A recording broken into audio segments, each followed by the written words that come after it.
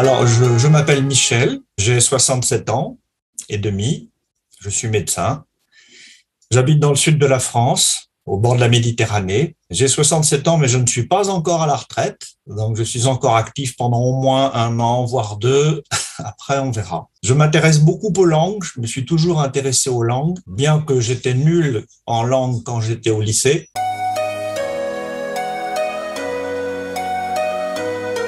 Ma situation, je pense avoir un niveau HSK3. Je n'ai jamais passé l'examen, mais d'après ce que je vois de ce qui se dit à droite à gauche, je pense avoir un niveau de compréhension écrite, en tout cas, HSK3. Encore une fois, à l'oral, c'est moins sûr parce que je ne suis jamais vraiment entraîné à l'oral.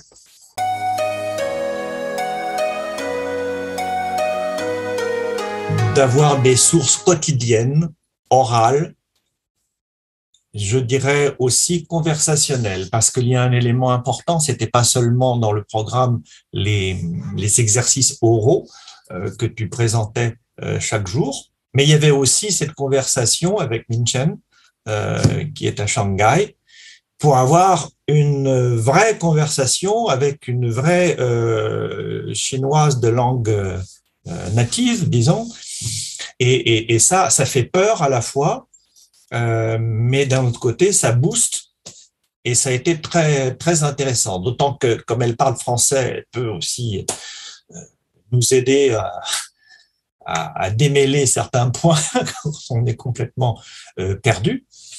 Et ça a été très intéressant.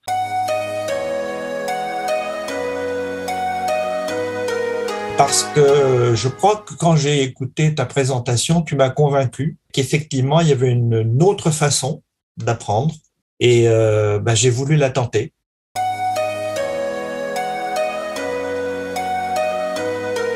Pas vraiment. J'ai pas vraiment eu de difficultés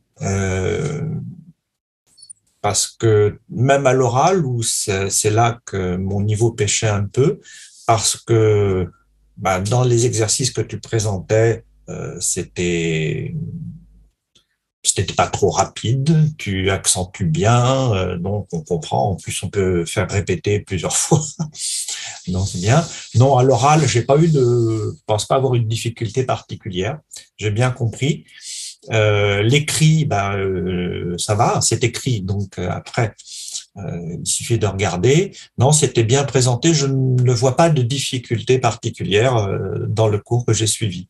Mais je parle en tant que non faux débutant.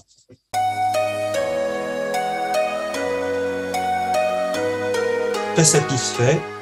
D'abord parce que je suis toujours satisfait de progresser, surtout dans un temps relativement court. Parce que on peut toujours mettre un an, 2 ans, 3 ans. Comme dit moi, voilà, ça fait 4 ans, 5 ans que je fais du chinois. Je suis pas encore capable de suivre une conversation. Donc on dit, qu'est-ce qu'il a fichu pendant tout ce temps-là? Oui, pendant tout ce temps-là, j'ai pas beaucoup parlé. J'ai beaucoup lu, écrit, mais pas beaucoup parlé. Donc je suis à la fois satisfait d'avoir acquis un certain niveau de connaissance qui me manquait dans le conversationnel, et surtout de l'avoir fait en un temps, j'allais dire record, non, mais c'est pas tout à fait ça, mais dans un temps tout à fait raisonnable et assez court. Un trimestre, on peut consacrer un trimestre entier à cela, c'est pas la mer à boire. Surtout si on est motivé. Alors si en plus d'autres sont d'autres motivations, parce que c'est leur carrière qui va peut-être être amélioré par la connaissance du chinois ou je ne sais pas. Mais pour moi, en tout cas, ça a été très intéressant sur ce plan-là.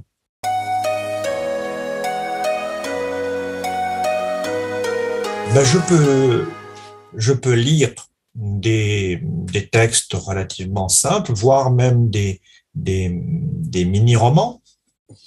Hein. Alors, il y en a différentes sortes, mais enfin bon, par exemple, le Mandarin Companion, mais il y en a d'autres également, des textes assez simples, de niveau intermédiaire. J'essaye de prendre des niveaux justement où, mais disons que dans une page, si je dois encore chercher 4 ou 5 mots, 4 ou 5 caractères.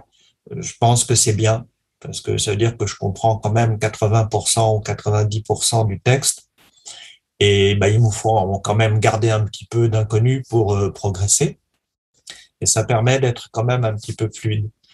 Donc la lecture, ça va. L'écriture ben, ne me pose pas trop de soucis non plus, parce que j'essaye tous les jours justement d'écrire.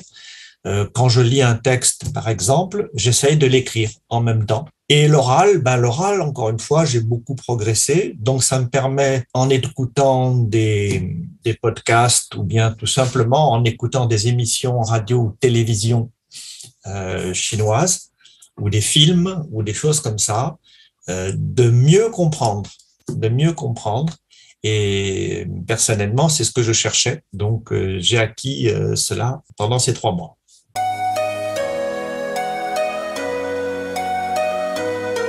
La régularité, le côté dense et le côté fréquence, c'est-à-dire tous les jours, dans un laps de temps de 3 mois. Je pense que c'est un cadre assez intéressant. Moi, en tout cas, je l'ai trouvé bien.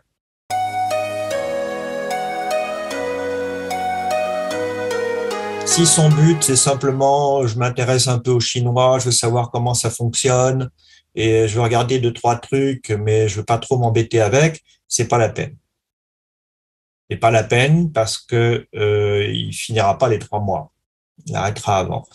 En revanche, si il a pour but véritablement de mieux connaître, peut-être pas de parler très couramment, mais au moins de savoir bien se débrouiller au bout de 3 mois, aussi bien à l'écrit qu'à l'oral, que ce soit pour son plaisir personnel ou que ce soit pour des raisons professionnelles, alors là, oui, à condition naturellement qu'il travaille tous les jours et régulièrement. Ça demande un effort, mais je crois que c'est payant.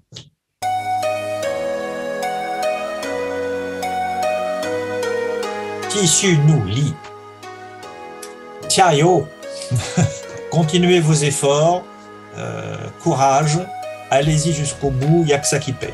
Et en plus, je rajouterais que Joy est quelqu'un de très sympathique et qui est là pour nous débrouiller quand on a un problème. Elle répond systématiquement aux courriers, aux demandes, etc. Donc ça aussi, c'est important d'avoir un retour et d'avoir quelqu'un sur lequel on puisse aussi se reposer ou se référer, et qu'on n'est pas laissé dans la nature comme ça avec notre méthode, débrouillez-vous tout seul, je reviens dans 3 mois. Ben, c'est souvent le cas dans les méthodes. On reçoit la méthode, on a le bouquin, on a le DVD, on est machin, démerdez-vous. Ben, c'est bon. Mais si on a des questions à poser, on prévient qui? On ne sait pas.